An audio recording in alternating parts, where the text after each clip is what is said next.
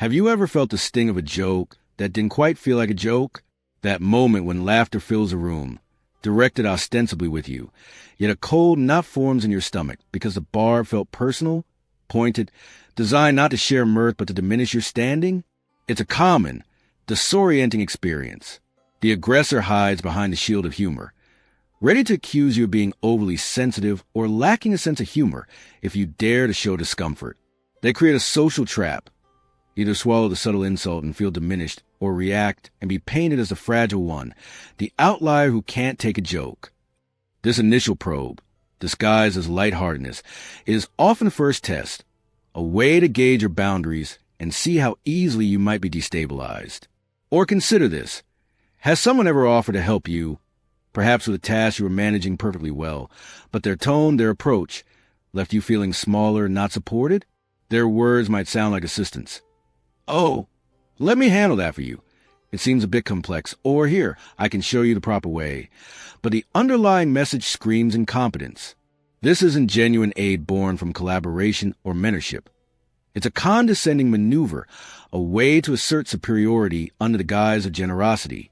Instead of feeling empowered or grateful, you're left feeling patronized, questioned, and subtly insulted, as if your capability was inherently lacking without their intervention. This form of help aims to establish a hierarchy, placing them above you by highlighting a perceived or manufactured inadequacy. And maybe, perhaps most cuttingly, someone has questioned you in front of others, not with genuine curiosity seeking to learn, but with a pointed inquiry designed to expose a perceived weakness, a past mistake, or a gap in your knowledge. Think of a meeting where a colleague asks, "Weren't you the one who had trouble with the last project like this?" Or, "Are you sure you considered all the angles given your background?" These questions aren't invitations for thoughtful discussion. They are spotlights aimed at your vulnerabilities, stage performances intended to put you on the defensive, to make you stumble or appear less competent before an audience. The goal isn't understanding. It's undermining. The questioner seeks to elevate themselves by pushing you down, using the public forum to maximize the impact of their challenge. What if I told you these aren't random, isolated incidents of social awkwardness or miscommunication? What if these seemingly disparate behaviors, the joke that stings, the help that diminishes, the question that exposes, are actually calculated moves, part of a subtle but deliberate strategy employed by some individuals specifically designed to humiliate, control, and undermine?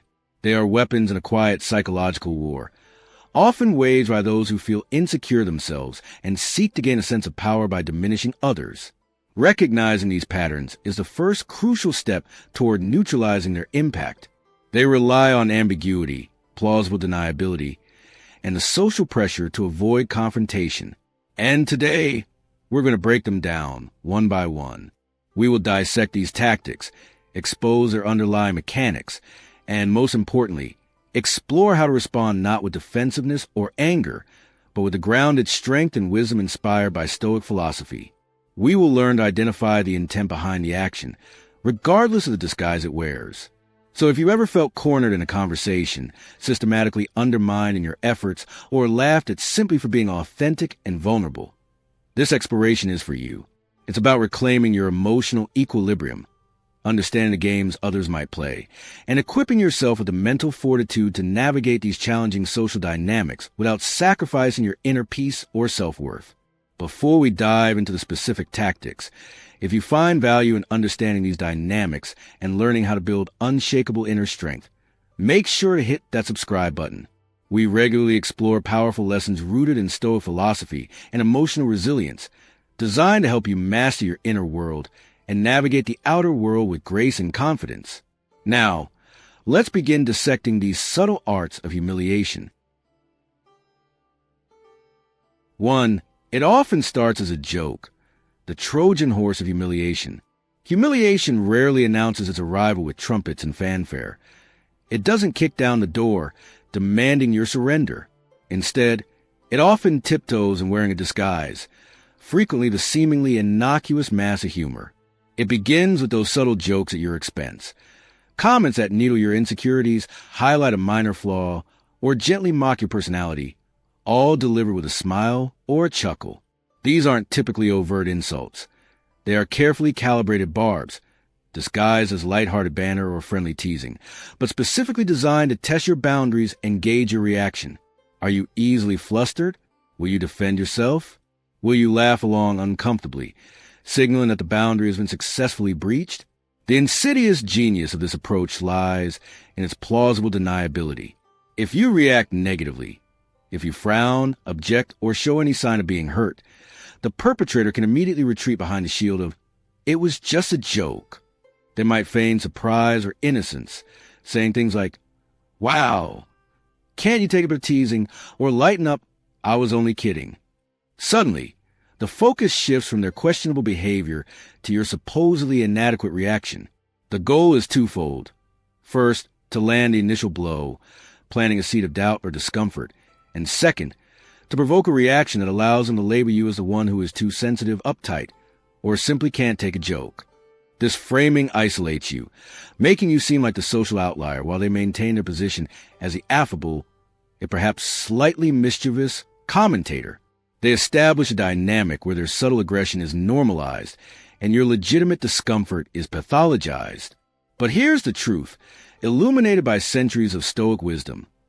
You are under no obligation to perform emotional gymnastics to prove your strength or your sense of humor to someone who is deliberately trying to undermine you. You do not have to laugh at comments designed to diminish you. You do not have to pretend that barbs don't sting just to fit in or avoid being labeled. Stoicism teaches us a fundamental principle.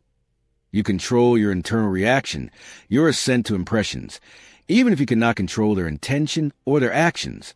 Their attempt to humiliate only succeeds if you internalize the slight, if you allow their words to define your self-worth, or if you engage in a reactive drama they are trying to provoke. So what is the Stoic response? It's not about suppression or pretending the comment didn't happen. It's about conscious non-engagement with the intended emotional bait.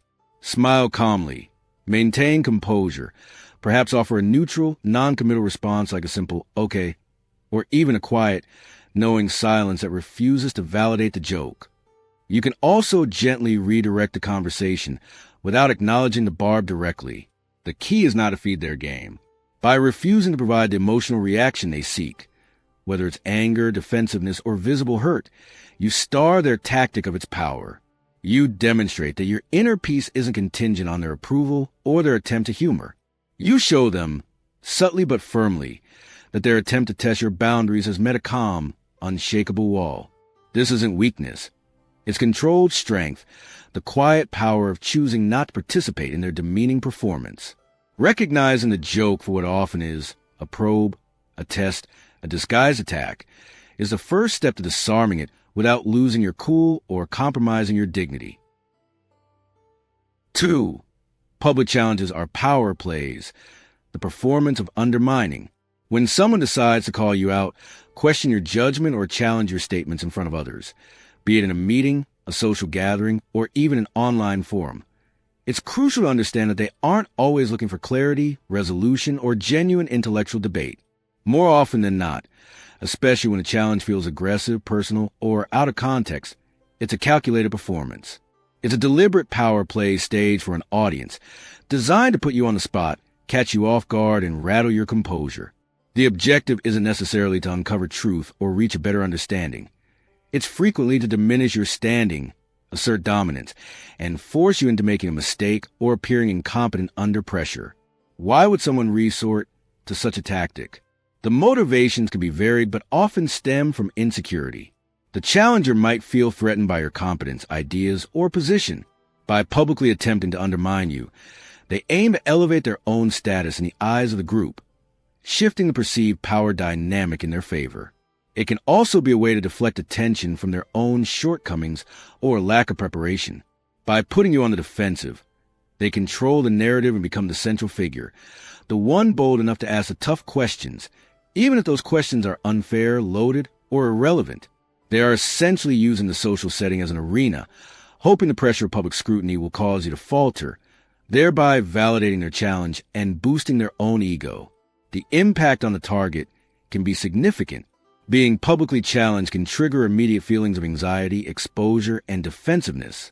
Your heart might race, your mind might go blank, and the urge to either fight back aggressively or shrink away can be overwhelming. This physiological and emotional response is exactly what the challenger often hopes to provoke. They want to see you flustered, angry, or uncertain, as this visible reaction serves as proof to the audience that their challenge hit a nerve, that you are indeed vulnerable or lacking. However, armed with Stoic principles, you can fundamentally flip the script on this dynamic. The key lies in recognizing performance for what it is and refusing to play the assigned role of the rattled victim. When you respond not with reactive anger or defensive scrambling, but with calm, collected confidence, you neutralize the attack and often turn the tables. Your composure becomes a powerful counterperformance. It signals to the challenger and the audience that your self-worth and internal state are not dictated by their attempts to destabilize you or by the spotlight they've thrust upon you. How does this look in practice? First, pause. Take a conscious breath before responding. This small act breaks the reactive cycle and gives you a moment to ground yourself. Maintain steady eye contact with the challenger, but address your response more broadly to the group if appropriate, demonstrating you are unfazed by the one-on-one attack. Respond to the substance of the challenge calmly and rationally, if it warrants a response. Correct inaccuracies politely but firmly. If the challenge is based on opinion or is deliberately provocative, you might choose to acknowledge it briefly and pivot back to your main point. That's an interesting perspective. Return to the main issue, or even decline to engage deeply. We could perhaps discuss that viewpoint offline, but for now, let's focus on a key Stoic insight here is, don't match their energy. If they bring aggression, meet it with calm. If they bring agitation, meet it with poise. Ground them with your measured, rational energy. By refusing to be drawn into an emotional battle and maintaining your dignity, you demonstrate true strength, and often, the challenger's aggressive tactic ends up reflecting more poorly on them than on you. Their attempt to seize power through public confrontation fails when you refuse to cede your inner control. 3. Highlighting flaws to gain control, the weaponization of imperfection. Hey! Did you notice how nervous he always gets when speaking in front of senior management? Or, she's great with details, but remember how she completely missed that deadline last quarter? Sound familiar? These seemingly observational comments, delivered publicly or in shared company, often masquerade as casual remarks or even constructive feedback.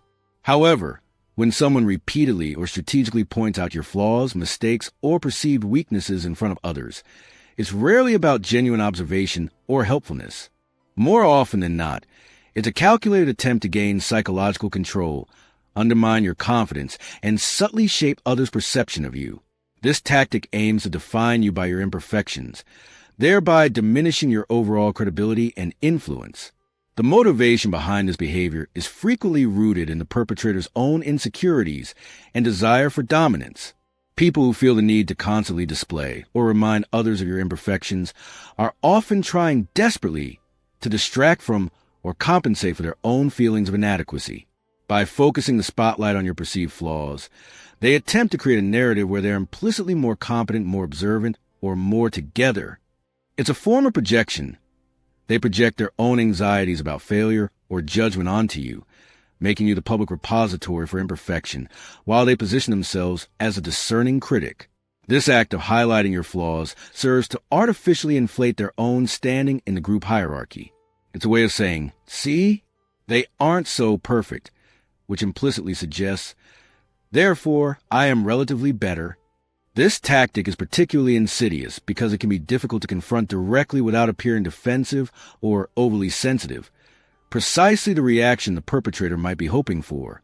If you rush to defend yourself, I wasn't that nervous, or that deadline situation was complex, you inadvertently validate their premise that the flaw is significant and worthy of discussion.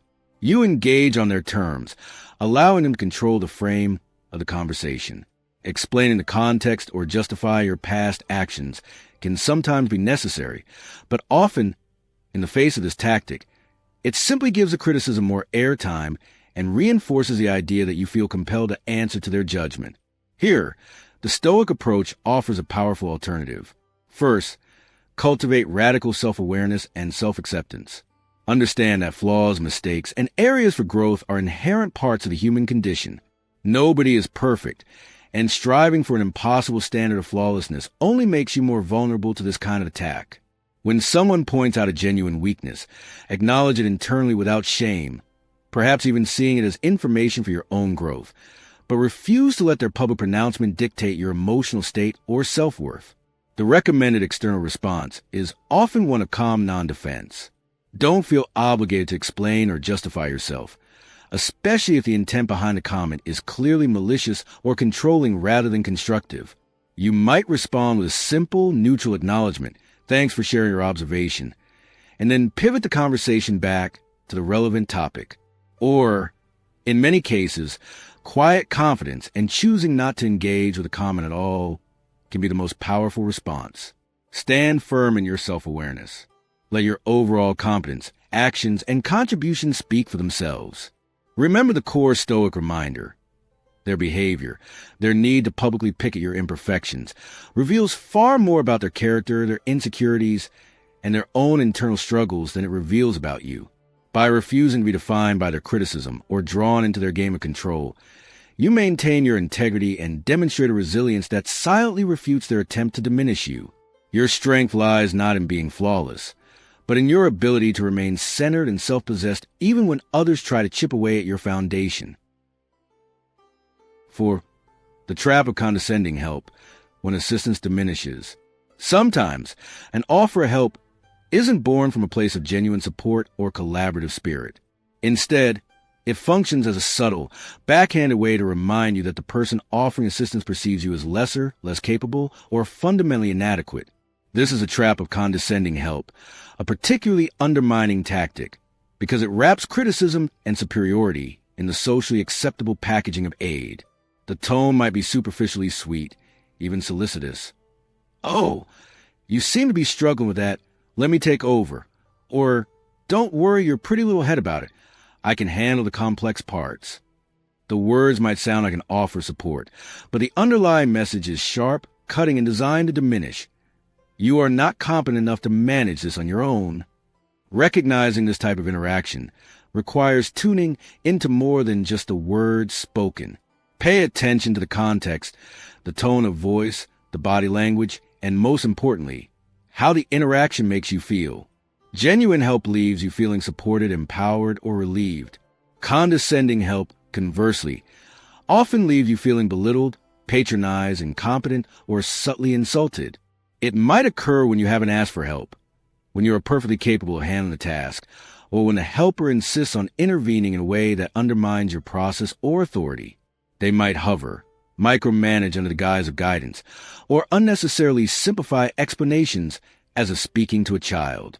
The core intent isn't to facilitate your success, but to establish their own superiority by highlighting your, often falsely, perceived inadequacy. This behavior often stems from the helper's own need for control or validation. By positioning themselves as a more knowledgeable or capable one, they bolster their ego and attempt to create or reinforce a power imbalance. They might feel threatened by your competence and seek to subtly sabotage your confidence, or they might simply derive satisfaction from feeling needed and superior. Regardless of the root cause, the effect is the same. It chips away at your self-assurance and can make you second-guess your own abilities. If consistently accepted, this dynamic can create a self-fulfilling prophecy, where you begin to doubt your competence because you're constantly treated as if you lack it. The Stoic path forward involves discernment and boundary setting. First, learn to recognize condescending help for what it is, not genuine assistance, but a veiled attempt to diminish you. Trust your gut feeling. If an offer of help leaves you feeling smaller, pay attention. Second, understand that you have the right to decline assistance, especially when it's unsolicited or delivered in a patronizing manner. You can do this politely but firmly. For example, "Thanks for the offer, but I'm comfortable managing this myself." Or, "I appreciate you looking out, but I've got a handle on it." Or, "I'll be sure to ask if I run into any trouble. Thanks." You don't need to justify your competence. A simple refusal is sufficient. Crucially, internalize the Stoic principle that your competence and self-worth do not require external validation, especially from those who seem intent on undermining you. Their opinion, implied to their condescending offer, reflects their perspective or their issues, not an objective truth about your capabilities. Accept help that genuinely builds you up, fosters collaboration, and respects your autonomy. Reject the kind that seeks to shrink you or impose a hierarchy. By calmly asserting your ability to manage your own tasks and refusing to internalize the implied criticism, you maintain control over your self-perception and refuse to participate in the power dynamic the condescending helper is trying to establish. Your quiet confidence in your own abilities is the most effective shield against this subtle form of humiliation. 5. Questions meant to embarrass. The interrogative trap. Are you really qualified for that leadership role, considering your limited experience in that specific area?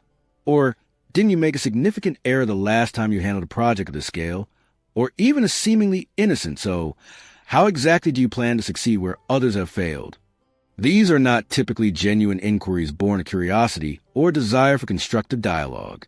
More often than not, especially when posed publicly or with challenging tone, they are traps. Carefully constructed questions designed specifically to place you on the defensive, elicit an emotional reaction, expose a perceived vulnerability, or paint you in a negative light. They are less about seeking information and more about staging an interrogation intended to embarrass and undermine. The power of these loaded questions lies in their framing. They often contain embedded assumptions or presuppositions that are unfavorable to you. The question about qualifications implicitly suggests you aren't qualified. The question about past failures aims to define you by that mistake, ignoring subsequent growth or context. The question about succeeding where others failed sets an impossibly high bar and implies your potential failure is likely. The goal is to corner you, forcing you to either confirm the negative framing by getting defensive or appear evasive if you try to sidestep the embedded accusation. The questioner seeks to control the narrative by forcing you to engage on their hostile territory, hoping you'll stumble under the pressure and confirm their implied criticism in front of others. This tactic is a favorite of those who wish to assert dominance, discredit a rival, or simply enjoy the feeling of putting someone else on the spot. It can be particularly effective in professional settings, meetings, or public forums where composure and credibility are paramount. The questioner leverages a social expectation that questions should be answered, using it as a weapon to launch a subtle attack under the guise of seeking information. They aim to disrupt your flow, shake your confidence, and make observers doubt your competence or suitability. Responding effectively requires leaning heavily on Stoic principles of emotional regulation and rational assessment. When someone publicly frames you with such a loaded question, the first and most crucial step is to pause. Resist the immediate urge to react offensively or launch a counterattack. Take a deliberate, calming breath. This brief moment allows you to manage the initial physiological stress response, the fight or flight surge, and engage your rational mind. Recognize a question for what it likely is, a strategic maneuver, not a genuine request for information. Next, consider your response options. You are not obligated to answer every question exactly as it is posed, especially if it's rooted in malice or designed to trap you. One powerful technique is to reframe the question before answering it, gently correcting the negative assumption. For instance, to "Are you really qualified?" You might respond, "What I bring to this role is mention key strengths/experiences, which are crucial for addressing the current challenges." This shifts the focus from their negative frame to your positive attributes. To the question about past failures, you could say, "Every project offers learning opportunities. The experience you mentioned taught us mention key lesson, and we've integrated those lessons into our current approach." This acknowledges the past without dwelling on it, highlighting growth instead. Another valid Stoic response is strategic silence, or refusal to engage directly with the premise. You might say, "That question seems to focus on a negative aspect, but the more relevant point for this discussion is pivot to your agenda." Or, in some situations, simply holding eye contact for a moment before calmly moving on can be incredibly powerful, signaling that you recognize the attempt to derail and refuse to dignify it with excessive engagement. Remember, a thoughtful, grounded response, or even deliberate, controlled silence, disarms the attack far more effectively than emotional reactivity. You don't owe every question an answer, especially when the question itself is rooted in ego, aggression, or a desire to embarrass rather than genuine curiosity. Your composure is your shield. 6. Passive aggression, the quiet weapon of destabilization. Not every attack aimed at humiliating or undermining you is loud, direct, or confrontational. Sometimes the assault is silent, subtle, and cloaked in deniability.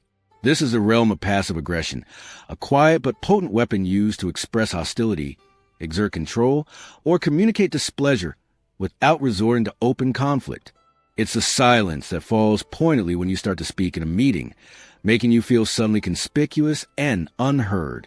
It's the almost imperceptible eye roll from a colleague when you share an idea. It's the consistently ignored emails or messages that leave you wondering if you're being deliberately excluded. It's the side glances exchanged between others while you're talking, creating an atmosphere of conspiracy against you. It's the backhanded compliment, "That presentation was surprisingly good," or the sarcasm delivered with a smile that leaves you unsure whether to be offended or not. Passive aggression thrives in ambiguity. The perpetrator can always deny hostile intent if confronted. "I didn't hear you. I was just tired." "My eyes always do that." "I meant it as a compliment. I've just been really busy." This deniability is precisely what makes it such an insidious and frustrating tactic. It allows the aggressor to inflict emotional discomfort, create an environment of exclusion, and destabilize your sense of security, all while maintaining an outward appearance of innocence or plausible neutrality. The goal is often to isolate you, make you doubt your perceptions, and erode your confidence without leaving any clear fingerprints. It's a way to destabilize and exert control indirectly, making you feel unwelcome, undervalued, or paranoid without a clear, smoking gun to point to. Why do people resort to passive aggression? Often, it stems from an inability or unwillingness to handle conflict directly. They may fear confrontation, lack the skills for assertive communication, or believe that direct expression of anger or disagreement is inappropriate. Yet, the negative feelings, resentment, jealousy, anger, disagreement, still demand an outlet. Passive aggression becomes a chosen channel, allowing them to attack indirectly. It can also be a deliberate strategy used by individuals who enjoy manipulating social dynamics and making others feel uncomfortable or off balance, deriving a sense of power from this subtle control. The destabilizing effect of passive aggression can be significant. Because hostility is veiled, you might start questioning your own judgment. Am I imagining things? Am I being too sensitive? This self-doubt is precisely what the passive-aggressive individual often hopes to induce. It can create a persistent feeling of unease, anxiety, and social isolation, making it difficult to focus or feel comfortable in the environment where it occurs. However, passive aggression only truly works if you allow it to destabilize your inner state. Stoicism offers powerful tools to counteract its effects. The first step, as always, is recognition. Learn to identify the patterns of passive-aggressive behavior without immediately internalizing the implied negativity. See the eye roll, the silence, or the backhanded compliment not as a reflection of your worth, but as information about the other person's communication style or emotional state. Instead of shrinking, withdrawing, or becoming visibly upset, which can sometimes reward the aggressor, strive to stay engaged and present. Continue speaking calmly, even if there's a pointed silence. Maintain open and neutral body language despite side glances. Respond to backhanded compliments with simple, non-committal thanks, refusing to acknowledge the underlying barb. Don't allow their subtle cues to make you invisible or hesitant. Your consistent presence and refusal to be visibly rattled undermines the tactic. In some situations, calm, direct, and non-accusatory confrontation might be appropriate, focusing on behavior rather than assumed intent, e.g., "I notice my emails haven't been getting responses. Is there a better way for us to communicate on this project?" However, often the most powerful Stoic response is internal. Refuse to let their veiled hostility penetrate your inner peace. Focus on your own tasks, your own contributions, and your own sense of purpose. Remind yourself that their behavior is a reflection of their own limitations or struggles. As the original text powerfully states, you're not invisible. You're just in a room with people too small to see you clearly. Maintain your center, radiate quiet confidence, and don't allow their quiet weapons to disrupt your inner citadel. 7. When vulnerability is mocked, the deepest cut. There are moments in our lives when we choose to lower our carefully constructed defenses, moments when we share something raw, honest, and deeply personal. We might open up about a struggle we're facing, confess a past mistake, share a heartfelt dream, or express a fear that makes us feel exposed. In these moments of vulnerability, we are essentially offering a piece of our true selves, hoping for connection, understanding, or simply acceptance. And when, instead of meeting that openness with empathy or respect, someone laughs, scoffs, dismisses it lightly, or uses that vulnerability against us later, the pain cuts incredibly deep. Mocking someone's vulnerability is one of the cruelest forms of humiliation because it targets the very core of our human experience, our need to be seen and accepted for who we truly are, imperfections and all. This kind of reaction feels like a profound betrayal. Sharing vulnerability requires courage. It involves taking an emotional risk. When that risk is met with ridicule or contempt, the message received is devastating. Your true self is laughable. Your feelings are invalid. Your struggles are pathetic. You were foolish to trust. This can lead to feelings of intense shame, regret, and a reluctance to ever open up again. It reinforces a fear that being authentic is dangerous, that it's safer to keep the walls up and present a carefully curated, invulnerable facade to the world. The person mocking the vulnerability achieves a particularly potent form of control, the control that comes from making someone feel ashamed of their own humanity. Why would someone mock another person's vulnerability? Often, this behavior stems from their own deep-seated fear and discomfort with vulnerability, both in others and within themselves. People who are terrified of confronting their own weaknesses, insecurities, and emotions may react defensively when faced with genuine openness in someone else. It reflects back to them what they cannot face in themselves. Laughter or scorn becomes a defense mechanism, a way to distance themselves from discomfort of authentic emotion. They might also mock vulnerability out of cruelty, enjoying the power dynamic created by making someone else feel small and ashamed. Or they might lack empathy and emotional intelligence, simply failing to grasp the significance of the moment or the courage it took for the other person to share. Regardless of the perpetrator's motive, the impact on the target is painful. But here is where the wisdom of Stoicism provides a vital anchor. Stoicism teaches us, profoundly, that vulnerability isn't weakness. In fact, the courage to be open, authentic, and honest about our struggles and imperfections is a form of strength in its purest form. It takes immense courage to show up as we are, without guarantees of acceptance. True strength lies not in impenetrable armor, but in the resilience to feel, to connect, and to be real, even in a world that sometimes reacts harshly. And those who mock vulnerability? Stoicism encourages us to view their behavior with a degree of understanding, if not pity. They are often revealing their own limitations, their own fears, their own inability to connect authentically. Their laughter or scorn is a reflection of their inner landscape, not an objective judgment on the value of your openness. They are often terrified of being real themselves, trapped behind their own facades, and lash out those brave enough to step out from behind theirs. So, how do we respond when our vulnerability is met with mockery? First, refuse to internalize the shame they try to inflict. Do not regret being honest. Do not regret showing your true self. Regret nothing that makes you more human, more authentic. Your courage in sharing remains valid, regardless of their immature or fearful reaction. Second, recognize their response as information about them, not about you.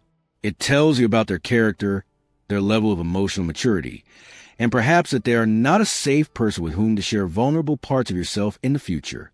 Create boundaries accordingly. Third, practice self-compassion. Acknowledge the hurt caused by their reaction, but don't let it define your willingness to be vulnerable with trusted, empathetic individuals in the future. Remember, the ability to be vulnerable is essential for deep connection, growth, and a meaningful life. Don't let those who are afraid of authenticity frighten you away from it. Your strength lies in your willingness to be real, even when it's hard. Throughout this exploration, we've dissected the subtle and often disguised ways in which individuals may attempt to humiliate or undermine others. We've seen that when someone truly wants to humiliate you, they'll rarely do it with a direct, overt declaration of hostility. Instead, they'll often employ more insidious tactics. They'll test your boundaries with smiles at high barbs, wrapping insults in a cloak of just joking. They'll challenge you publicly, not seeking truth, but staging a performance to make you stumble under the spotlight. They'll highlight your flaws, not for constructive growth, but to assert control and mask their own insecurities. They'll offer help that carries a condescending undertone, designed to make you feel smaller, not supported. They'll pose questions framed as traps, meant to embarrass and place you perpetually on the defensive. They'll wield the quiet weapons of passive aggression, the silence, the eye rolls, the exclusion, to destabilize you without direct confrontation. And perhaps most woundingly, they may mock your moments of vulnerability, punishing your courage to be authentic because they fear authenticity themselves. Recognizing these patterns is the first, most crucial step toward neutralizing their impact. Understanding the why behind these behaviors, often stemming from the aggressor's own insecurity, fear, or need for control, can shift your perspective from feeling personally attacked to observing a predictable, if unfortunate, human dynamic. Knowledge, in this sense, truly is power. It allows you to see the game being played, even when the moves are subtle. But recognition alone is enough. The true transformation comes in how you choose to respond. Stoicism offers a timeless and powerful framework for navigating these difficult interactions. It teaches us that while we cannot control the intentions or actions of others, we cannot stop someone from trying to land a verbal jab or stage a public challenge.